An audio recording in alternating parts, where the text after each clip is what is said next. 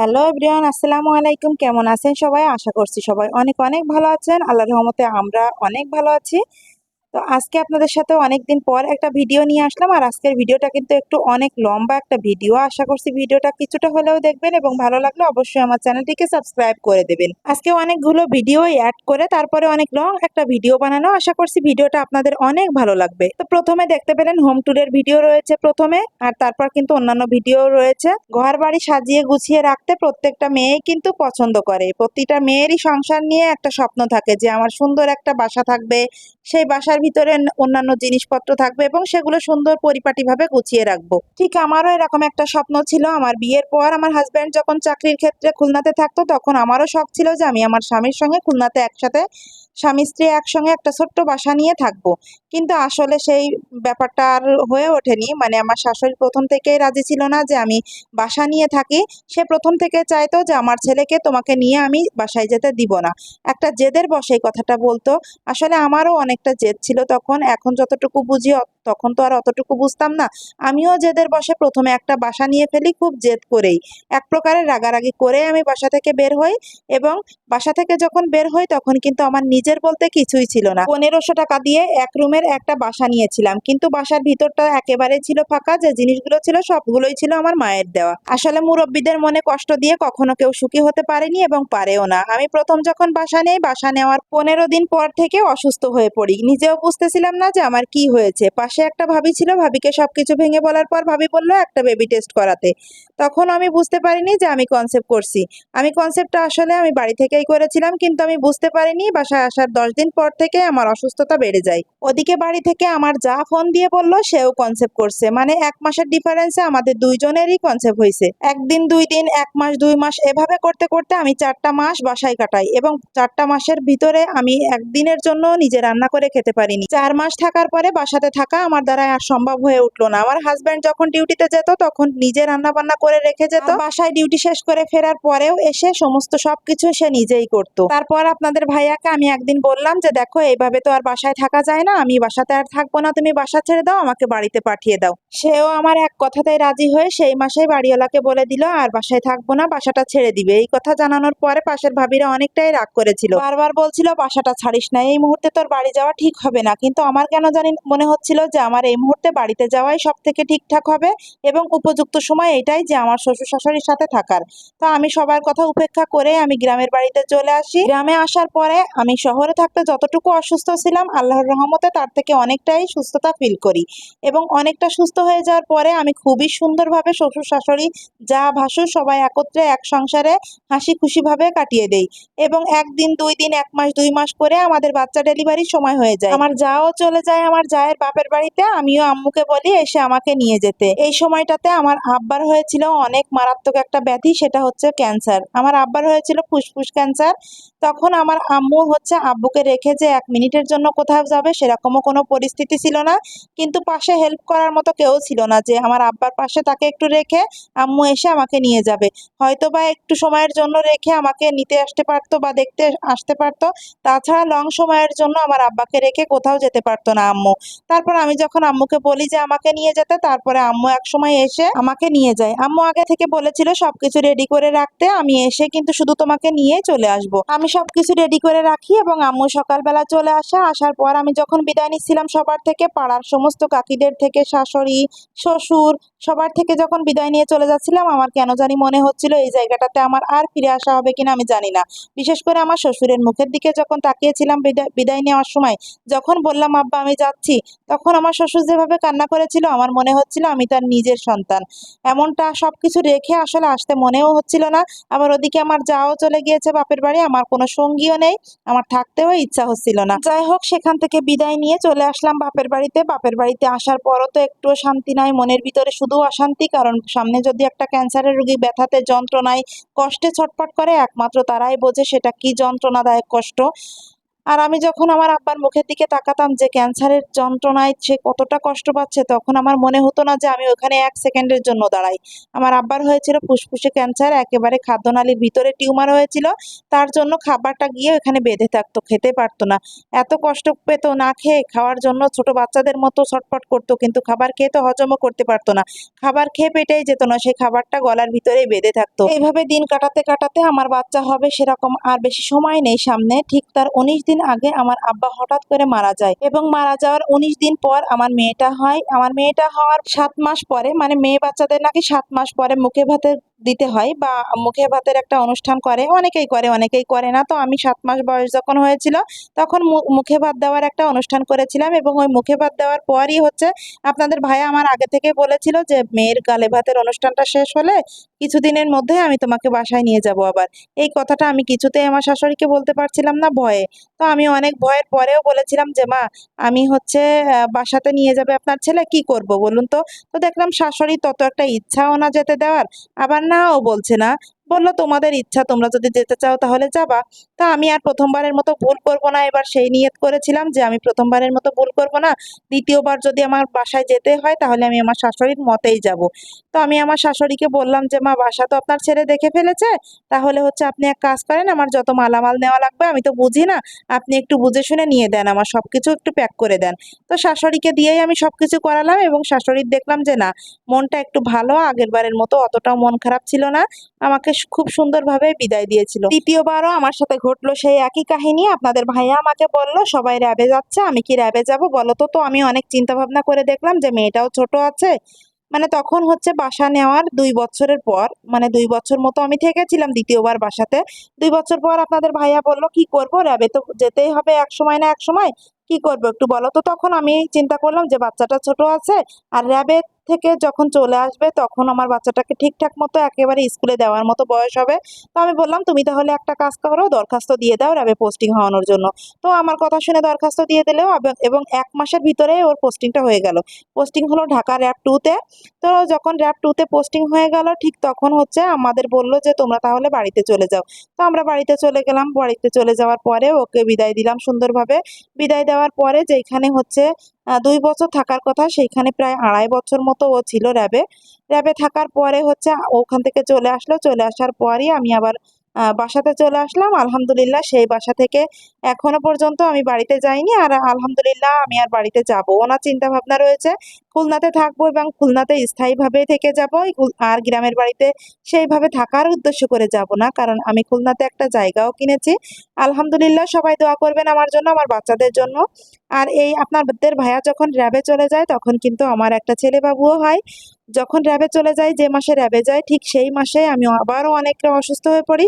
নিজে বুঝতে পারছিলাম না যে আমার আসলে এই সমস্যাটা কিসের জন্য হচ্ছে। তো আমার আম্মু আমাকে বলেছিল যে একটা বেবি টেস্ট করানোর কথা।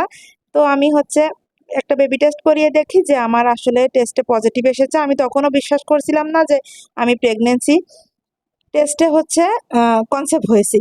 তো আমি আম্মুকে বললাম যে না, আমি আসলে এখানে ভুল রিপোর্ট আসছে, আমি কনসেপ্ট হয়নি। তখন আম্মু আমাকে অনেকটা বোঝানোর পরে আমি তো মেয়েকে জড়িয়ে ধরে অনেক কান্নাকাটি। তখন আমার মেয়েটা অনেক ছোট, ওই মুহূর্তে যদি আমার আরো একটা বাচ্চা হয় আমি কিভাবে সবকিছু সামলাবো, কিভাবে বাচ্চাকে মানুষ করব, সেই ভয়ে আমি বাচ্চাটা আসলে আহ বিশ্বাস করছিলাম না যে আসলে আমি আবার কনসেপ্ট করছি। তো আম্মু আমাকে অনেক বোঝালো যে যদি তোমার সমস্যা বেশি মনে হয় তাহলে মেয়েকে আমার কাছে রেখে যাবা, কোনো সমস্যা হবে না, যে আল্লাহ দিয়েছে সেই আল্লাহই সবকিছুর উপায় করে দিবে। তো এই যে বাচ্চাটা দেখতে পাচ্ছেন, এটা হচ্ছে আমার ছেলে সন্তান। আলহামদুলিল্লাহ আমাদের বংশের ভিতরে, মানে আমার হাজবেন্ডের বংশের ভিতরে ওই হচ্ছে প্রথম সন্তান, যে ছেলে সন্তান। তাছাড়া আমাদের বংশের ভিতরে কিন্তু সবই মেয়ে, 12টা না 13টা মেয়ে। আলহামদুলিল্লাহ ওই প্রথম হচ্ছে ছেলে বাবু।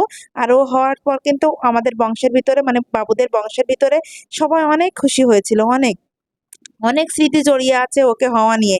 আমার বাবুটা যেদিন হবে তার ঠিক 7 মাস, সরি, তার ঠিক 3 মাস আগে আমি যশোর 8 দিনে আল্ট্রাসাউন্ড করি, এবং সেখান থেকে আমাকে বলে ছেলে বাবু হবে। কিন্তু আমি আসলে বিশ্বাস করেছিলাম না, কারণ আমার মেয়ে বাবু হওয়ার সময়ও আমাকে হচ্ছে আল্ট্রাসোনোগ্রাফি করার পরে বলেছিল ছেলে হবে, কিন্তু হয়েছিল মেয়ে। আর ঠিক ছেলের সময়ও বলেছিল যে মেয়ে ছেলে বাবু হবে, কিন্তু আমি বিশ্বাস করিনি। যাই হোক, আমার যেদিন দ্বিতীয় সিজার ছিল সেদিন আপনাদের ভাইয়াকে বলেছিলাম, মানে সেদিন না তার আগেই বলেছিলাম যে আমার ডেট কিন্তু খুব শীঘ্রই চলে আসছে, তুমি তাড়াতাড়ি চলে আসো। তো আমার কথা মতো আমাদের হচ্ছে ছুটি দেয় অনেক দিনের, সেই ছুটি নিয়েও চলে আসে। আসার পরে আমরা ক্লিনিকে যাই এবং সেখানে সিজারের জন্য সবকিছু রেডি করি এবং আমাকে একটা আল্ট্রাসাউন্ড দেয় যে এই আল্ট্রাসাউন্ডটা সিজারের আগে করতে হবে।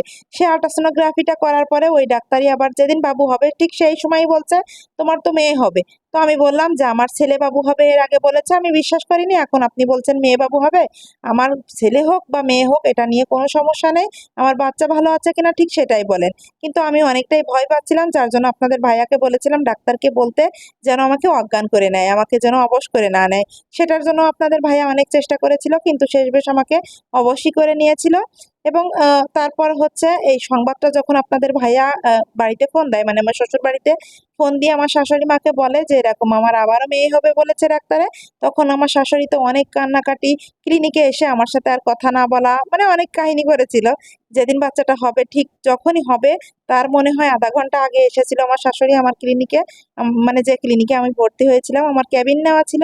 ক্যাবিনের ভিতরে মেয়ে বাবু হবে এটা শুনে অনেকেই হচ্ছে অনেক মন খারাপ করে বসেছিল। আমি যে একটা প্রেগনেন্ট মানুষ, আমার আসলে বসার মতো কোনো জায়গা ছিল না। যে যার মতো সব, কেউ শুয়েছিল, কেউ বসেছিল, কেউ নামাজে ছিল। খুব করুণ একটা অবস্থা। তো যাই হোক, আমার ওটির সময় চলে আসে, আমার শাশুড়ি আসার কিছুক্ষণ পর হচ্ছে আমাকে নিয়ে চলে যায় এবং আমাকে যে সিজারটা করা হয়েছিল আমি কিন্তু সবকিছু টের পেয়েছিলাম যে আমার কখন বাচ্চা পেট থেকে বের করছে, কখন আমার বাবু হয়ে কান্না করছে, আমি সবটাই জানি। তখন হচ্ছে বাবুকে যখন পেট থেকে বের করে বা ডাক্তারের যে অ্যাসিস্ট্যান্ট ছিল সে হচ্ছে আপনাদের ভাইয়ার বন্ধু। তো সে আমাকে বলে যে আমার ছেলে বাবু হয়েছে। তো আমি তো শুধু, আমার আসলে কোনো দিক দিয়ে কোনো খেয়াল ছিল না, কোনো জ্ঞান ছিল না, আমি শুধু দোয়া দুরুদ পড়া নিয়ে ব্যস্ত ছিলাম। অনেক দোয়া পড়ছিলাম, অনেক অনেক দোয়া পড়ছিলাম যে যেন কোনো সমস্যা না হয়, বাচ্চাটা যেন সুন্দরভাবে পৃথিবীতে আসে। কিন্তু যখন বলেছিল ছেলে বাবু হবে তখন আমার ডাক্তারের উপর যে এত মেজাজ খারাপ হয়েছিল, কিন্তু আসলে কিছু বলিনি, যে শুধুমাত্র বাবুকে আমাকে দেখিয়ে নিয়ে বাবুকে হচ্ছে ওটি থেকে বের করে নিয়ে আসলো। এবং ওখানে যে আমার ওটিটা হচ্ছিল সেটা কিন্তু নিচে ওরা সবকিছু দেখছিল, কম্পিউটারে তো এখন সবকিছুই দেখা যায়। ওটা দেখে ওরা বুঝতে পেরেছিল যে ছেলে বাবু হয়েছে। এবং ওটির সামনে 2 হাত 3 হাত পর পর মানুষ দাঁড়িয়েছিল, কারণ বাচ্চা তো চুরি হয় প্রচুর পরিমাণে। ওই এলাকাতে প্রচুর পরিমাণে ওই সময় বাচ্চা চুরির সংবাদ শোনা গিয়েছিল, যার জন্য একটু পর পর মানুষ সব দাঁড়িয়েছিল। কিন্তু সব থেকে মজার বিষয় হচ্ছে আমার বাবুকে বের করে যখন বলছিল যে বাচ্চার লোক কারা, বাচ্চাকে নিয়ে আমাদের বকশিস দেন, তখন আমার বাচ্চাকে কেউই নিচ্ছিল না।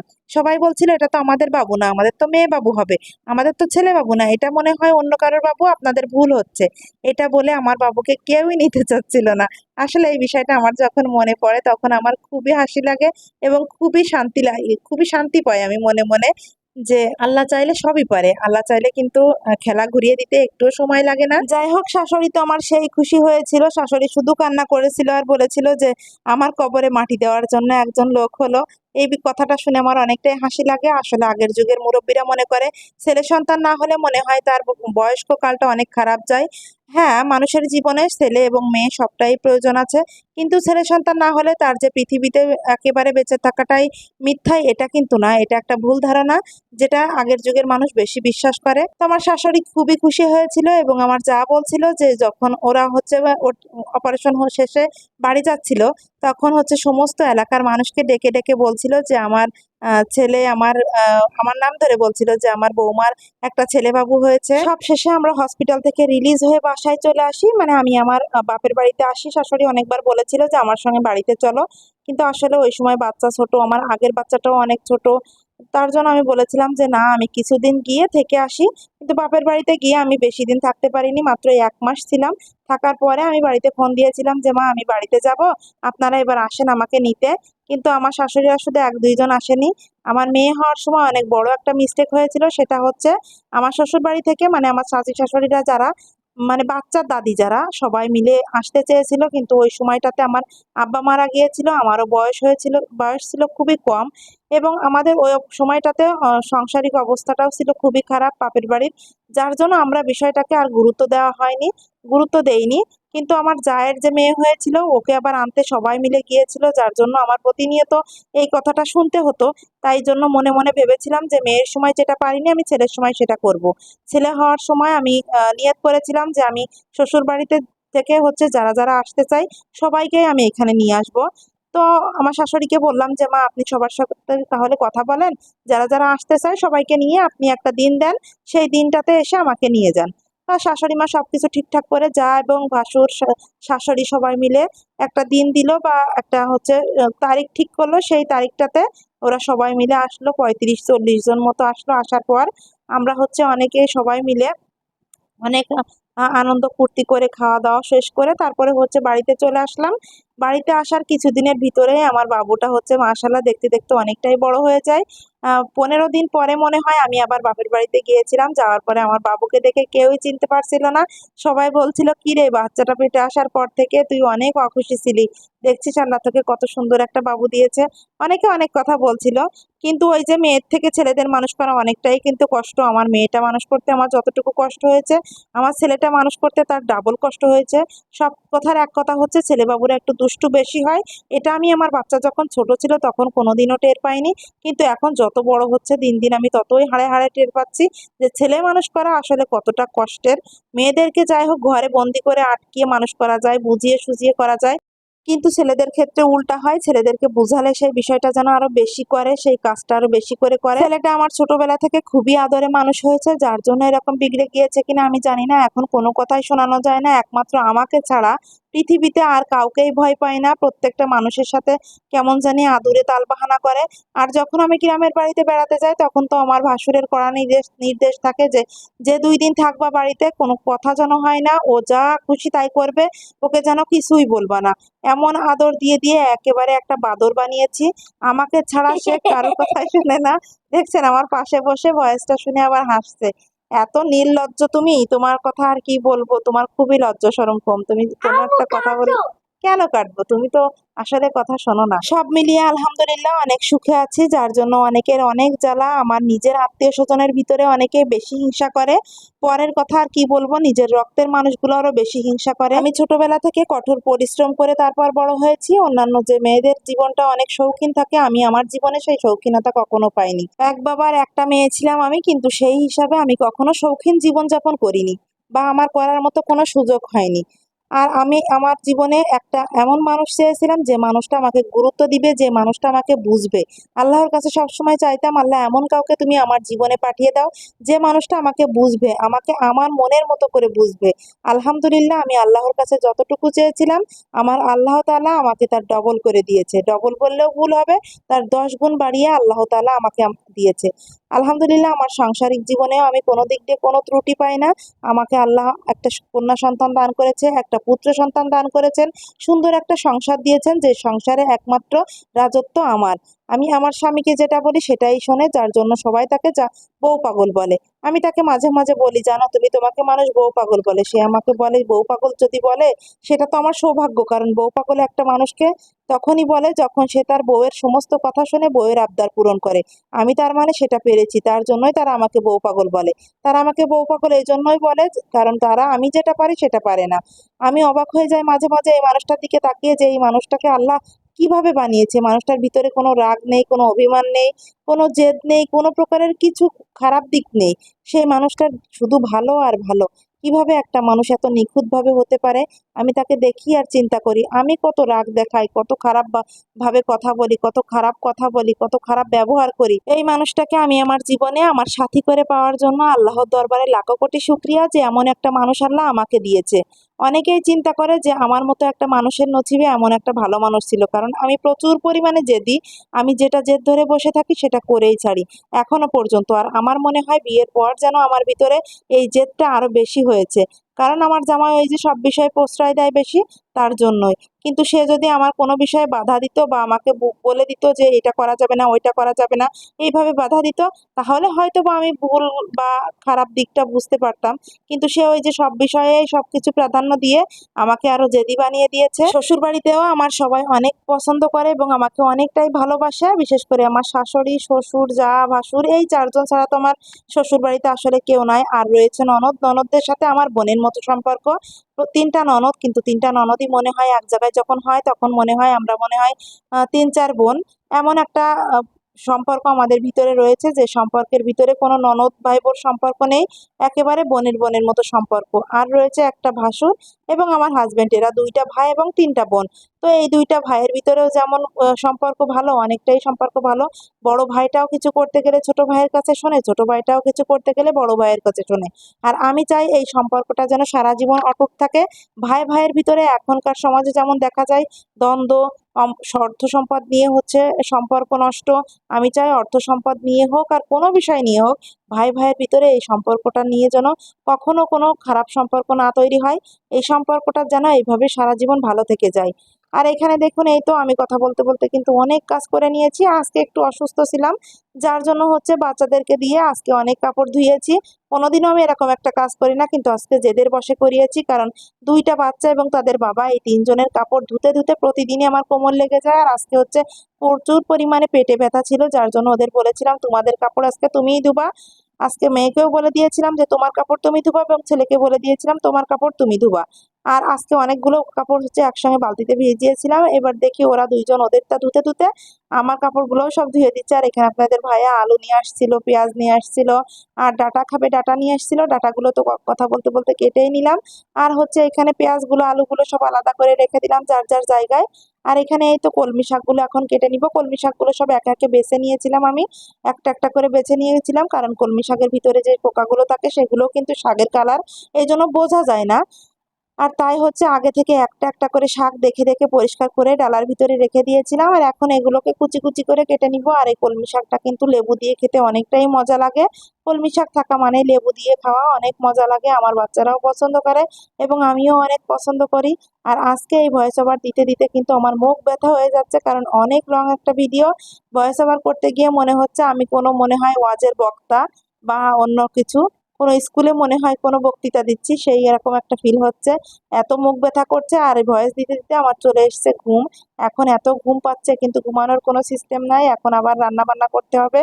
রান্না করতে যাব, ভয়েস ওভারটা করে ভিডিওটা আপলোড দিব ইউটিউবে, তারপরে হচ্ছে রান্না করতে যাব। আর তার থেকে বেশি কষ্ট হচ্ছে পাশে পুস্কুটা রয়েছে, সেটা অনেক বক বক করছে। ওর সঙ্গে কথা বলতে গিয়ে আমার আরো লেট হচ্ছে এবং আরো হচ্ছে সমস্যা হচ্ছে সবকিছুতে। তো পাশে বসে আমি ভয়েস দিচ্ছি আর সে শুনছে। আর এই যে আধা ঘন্টা ধরে ভয়েস দিচ্ছি, সেটার ভিতরে কিন্তু আমার মেয়ে একবারও আসেনি, দেখতেও আসেনি যে আসলে আম্মু কি করছে কি না করছে, ভয়েস দিচ্ছে কি ঘুমাচ্ছে নাকি রান্না করছে, সে একবারের জন্য আসেনি। সে পড়াশোনা নিয়ে ব্যস্ত আছে। আলহামদুলিল্লাহ বাচ্চা দুইটাকে সঠিক দিক নির্দেশন দিয়েই মানুষ করার চেষ্টা করছি। সবাই দোয়া করবেন যেন আমার বাচ্চাদেরকে আমি সুশিক্ষায় শিক্ষিত করতে পারি। মেয়েটাকে হচ্ছে 3টা খতম দেওয়া হয়ে গিয়েছে কোরআন শরীফ ধরানোর পরে আমি প্রতিনিয়ত ধরে হচ্ছে কোরআন পড়াতে বসাই, কারণ কোরআন পড়তে বসতেই চায় না, জোর জুলুম করে তারপরে বসাই। এবং ছেলেটাকে আপাতত পড়াতেই আছি, রানিং অবস্থায় আছে এখন। সে হচ্ছে কোরআন ধরবে আর কিছুদিনের ভিতরে। আপাতত হুজুরের এক্সাম চলছে, যার জন্য কিছুদিন একটু বন্ধ আছে। তারপরেই হচ্ছে এসে হুজুর আর কিছুদিন পড়িয়ে তারপরে কোরআন ধরিয়ে দিবে। আর মেয়েটাকে তো কোরআন ধরানো হয়ে গেছে অনেক আগে। কোরআন শরীফ ধরে সে 3টা খতম দিয়ে আবারও মনে হয় 10 পারা নাকি 11 পারায় গিয়েছে। প্রতিদিন হচ্ছে তাকে কোরআন পড়ার জন্য অনেক বকাবকি করতে হয়, অনেক ঝামেলা, অনেক বলাবলির পর তারপরে হচ্ছে কোরআন পড়তে বসে। আর বাদ বাকি জেনারেল লাইনের যে পড়াশোনাগুলো, সেগুলো পড়ার বসার কথা একবারও বলতে হয় না, সেগুলো ইজি ভাবে করে নেয়। কিন্তু কোরআন পড়তে বসার কথা প্রচুর পরিমাণে বলা লাগে, বকা লাগে, মারধরও দেওয়া লাগে 2-1 দিন, তারপরে বসে। তো আমার কাছে কথা হচ্ছে বাচ্চাদেরকে মানুষ করার জন্য শাসন ভালোবাসা দুইটারই দরকার আছে, দুইটারই প্রয়োজন আছে।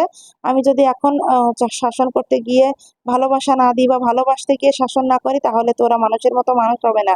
আমি চাই যে আমার সন্তানরা মানুষের মতো মানুষ হোক, ধার্মিক দিক দিয়ে হোক বা এই অন্যান্য পড়াশোনার দিক দিয়ে হোক, সব দিক দিয়ে আমার বাচ্চারা সুশিক্ষায় শিক্ষিত হয়ে উঠুক। একটা মানুষের জীবনে যেমন সন্তান, ছেলে এবং মেয়ে উভয়েরই প্রয়োজন আছে, একটা মানুষের জীবনে সেরকম ধর্মের দিক দিয়েও সবকিছু প্রয়োজন আছে, জেনারেল দিক দিয়েও সবকিছুর প্রয়োজন আছে।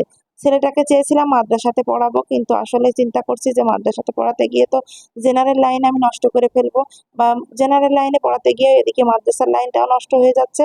আমি কি করব না করব কিছুই বুঝতে পারছি না। ছেলেটা আপাতত এখন ক্লাস 3-তে পড়ে এবং মেয়েটা ক্লাস 5-এ পড়ে, বেশি দিনের ডিফারেন্স নাই। আসলে বাচ্চাদের পিছনে সারাদিনই দৌড়াদৌড়ি করতে হয়, সকাল 6টা থেকে 3:30 পর্যন্ত, মানে দুপুর 3:30 পর্যন্ত একটানা এইভাবে রাস্তাঘাটে থাকতে হয়। বাচ্চাদের একবার স্কুল, বাচ্চাদের একবার কোচিং, একবার স্কুলে নিয়ে যাওয়া, একবার নিয়ে আসা, একবার কোচিংয়ে নিয়ে যাওয়া নিয়ে আসা, আবার স্কুলে টিফিন টাইমে খাইয়ে দেওয়া আসা, খুবই যন্ত্রণার ভিতরে আছি, যার জন্য আমি ইউটিউব বা ফেসবুক পেজ কোনোটাই ভিডিও ঠিকমতো দিতে পারছি না।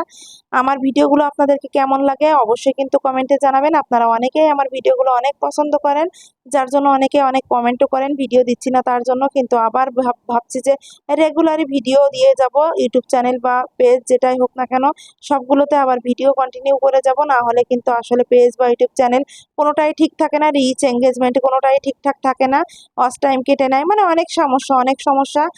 আর হচ্ছে আমার ইউটিউব চ্যানেলটাতে এখনো পর্যন্ত মনিটাইজেশন করতে পারিনি। সবাই দোয়া করবেন আমার ইউটিউব চ্যানেলে যেন খুব তাড়াতাড়ি মনিটাইজেশন হয়ে যায়। অনেকদিন শ্বশুর শাশুড়িকে দেখি না, তারাও আমার বাসায় অনেকদিন হয়েছে আসে না, কারণ তারাও অনেক সমস্যার ভিতরে আছে। আমার মেজ ননদটার হয়েছে জরায়ু ক্যান্সার, যার জন্য খুলনা 250 বেডে আমি অনেকদিন তাকে ভর্তিও রেখে দিয়েছিলাম। তারপর নড়াইল, এখন আপাতত যশোর থেকে কেমো দিচ্ছে, কেমোথেরাপি 4টা হয়ে গিয়েছে দেওয়া। কোরবানির ঈদের আগে মনে হয় সে আসবে আমার শ্বশুর বাড়িতে। শাশুড়ি সেটা নিয়ে একটু একটু হচ্ছে ব্যস্ত আছে।